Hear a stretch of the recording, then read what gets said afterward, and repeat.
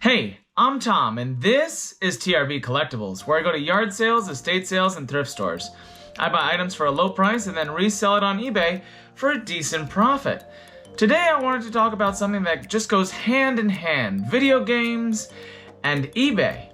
Now I can't tell you the countless number of video games that I've sold on eBay, but I wanted to try something new this year that is actually working out extremely well for me.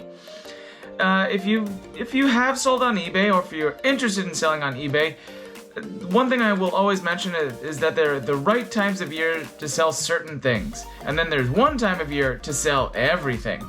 And that's right now in the fourth quarter in preparation of holidays, where everybody is, shopping.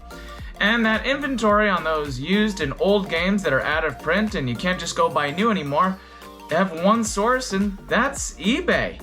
So at that point, they're willing to pay the premium for whatever the price is as far as the video game that's there. Now, I'm not saying that there isn't competition. There is. But it's the idea that you taking the time to make sure that look up the games that you have and competitively price your items, but know that it's going to be worth a little bit more in the months of end of October through early January, especially for those that are last-minute shoppers.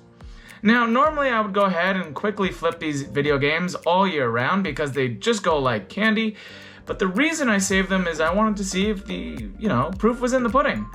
And I wanted to see if I could get a couple more dollars than what I would have throughout the regular year, and to be very honest, I did. And I'm getting the price that I'm actually selling them at, rather than a best offer, which is not unusual. That's pretty usual for me that I offer a best offer on my items. Go check it out if you haven't seen them. But on the video games, I had a feeling that people are really looking for them, and that's why I didn't let them make an offer, and I've sold quite a few since I've listed them about 3 or 4 weeks ago now. What I wanted to do is go over a couple of games that I did sell, and one of the first ones being is I actually picked it up in an estate sale on the very last day. Surprisingly, I had gone upstairs at this estate sale and I had found a stack of media, including this game and a couple Beachbody workouts that I also picked up and sold months and months ago, that I went ahead and I picked up this Tiger Woods game, sealed, brand new, for the Nintendo Wii. And this was months and months ago that I had this idea that I was going to hold on to all these video games and store them. And at that moment in time, I went ahead and I bought it for $1, and I recently sold it within this fourth quarter for $20, including shipping on top, for an additional $4.50, no offer, full out sale, and I had a pretty competitive price. It wasn't up there for very long, and I was super pleased with the sale. To be very honest, a couple months ago when I had looked up the game itself, it was not going for more than about $13 to $17, and even that $3, even though it's only $3, you can say, well, it adds up over time. Would I necessarily hold certain items that long again, depending on the video game? Yes and no, but with this one, since it was brand new sealed, I had a feeling it would gain value in this quarter. The very next item that I would go ahead and sell was actually a Facebook Marketplace pickup that I picked up with a whole bunch of other games, 7 to be in fact. I've sold a couple of them, and this is just one of the bunch. I picked each of these games up for $5, and the most recent that I sold was the Little Nightmares Complete Edition for the Xbox One. I picked it up for $5 in cash, and I went ahead and I sold it for $30 with $4.45 shipping on top. The buyer went ahead and after a couple days paid the full price, and I went ahead and I shipped it out immediately so it can get there on time for the holidays that they're going to be celebrating. Now, the next item that I wanted to talk about is something that is known but not widely known. The genre of the GameCube game is highly sought after. Did I have one as a child? No. Did my friends? Yeah, it was a lot of fun. And I could truly tell you that Pikmin was one of my first and favorite GameCube games. Yeah, everybody loves Super Smash, but I love having all those little things following you around and building endless armies. And now that I think there's some type of Pokemon Go type of game in real world on your phone that you can play, so I have to look that up soon. I digress. I went on a little bit of a tangent. The game that I went ahead and I sold was Namco Museum for GameCube. And this game, including the next two that I'm about to mention, I went ahead and picked them up for free using Facebook Marketplace.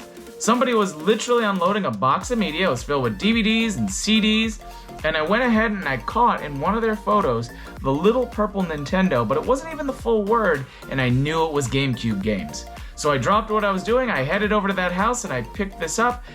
The reason I put 25 cents is as a placeholder, so I have some kind of value to it, even though I paid nothing. I went ahead and I sold it for $20 even, plus $5.30 on top, and I think the reason it sold for as much as it did, in the video game community, especially if you're selling on eBay, and you have the game, the original case, and the manual that came with it, you can then say it's complete, because that's how it was originally sold. So it's complete as far as making sure that it has all three, but also know that complete does not mean new. Complete means it comes with all of its pieces and parts that it was sold, but it is in not new condition. So I think that's one of the other reasons mine sold so quickly, was because it was complete in box, it was in great condition, and for the most part, completely, I always test my games before they go out. I don't own a GameCube to actually test it, but if you are unfamiliar and you do have a Nintendo Wii, you can go ahead and throw your GameCube disc in your Nintendo Wii to test the game, because I have a GameCube controller that I can plug right in the top, and it worked just as well, and I might have played Dig Dug a little bit longer than I should have. On to the next one. The next one I sold was Mario Party 8 for the Nintendo Wii, part of that same free lot in that box, and it came just as a disc. I went ahead and I tested it, made sure that it worked, so this way when I listed it, I marked it that it works and it was tested. So the buyer has confidence. Not only that, I went ahead and I also took photos of the game functioning. So this way they knew that the game was tested, works, they checked my feedback, they trusted me as their seller, and they go ahead and make the purchase. As you see, the game was not complete like the GameCube one, where it didn't have the manual, it didn't have the case, but I think the selling point compared to other games that are disc only, as long as you prove that the game works, it's more valuable to the buyer. So always make sure you're trying to test your games before you ship them out. I always have a PlayStation 2, PlayStation 3. Technically, I should get rid of the PS2 now that I have the PS3 for backwards compatibility, but the Wii can also work for the GameCube as well as the Nintendo Wii. And personally, I have an Xbox, so I can easily test the Xbox One games. Now, the Mario Party 8, it was proven that I could easily sell a disc. I got it for 25 cents, technically free. I sold it for $20, plus $4.30 shipping. Now, the final game that I went ahead and I sold. Same lot, same. It was free, it was for PlayStation 3, I pulled it out. And me thinking Dance Dance Revolution was really more so of an arcade style, like you would have the mats for PS2, but I really didn't think it was brought up to PS3 and was really going to be, valued at anything.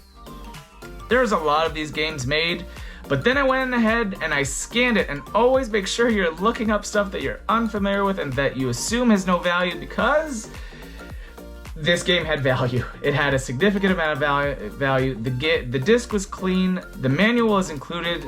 The box that it came in. The case was nice and very scratch-free. I tested the game, no problem. I posted all the photos. I said that it was tested. I said that it was worked. I posted photos with that. I went ahead. I picked it up for nothing, and then I went ahead and I sold it for $35. Plus $5.25 of shipping. Hey, I made sure that I indicated that I do not have a mat in the lot, and that it is required separately, so this way they don't think the game includes the dance mat. It was purchased, it was delivered, it was perfectly accepted. And for $35 off of a free pickup, and you have 20 for the Mario Party and 20 for the Namco, $70 just for free games. I have a couple more, but hey, never pass up an opportunity to see if there's free stuff out there. Video games can be a very quick seller, but the reason I held on to my video games this year is I wanted to prove the point and see if I could make a couple extra dollars in the fourth quarter, and I did, and I still am, and you can too.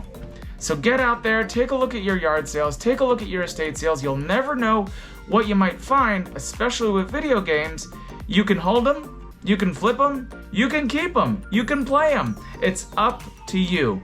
These are just some words of advice.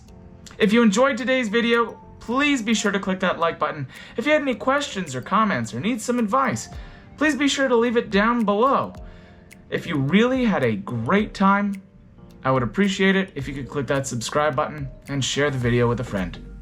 As always, my name's Tom, and this has been TRB Collectibles.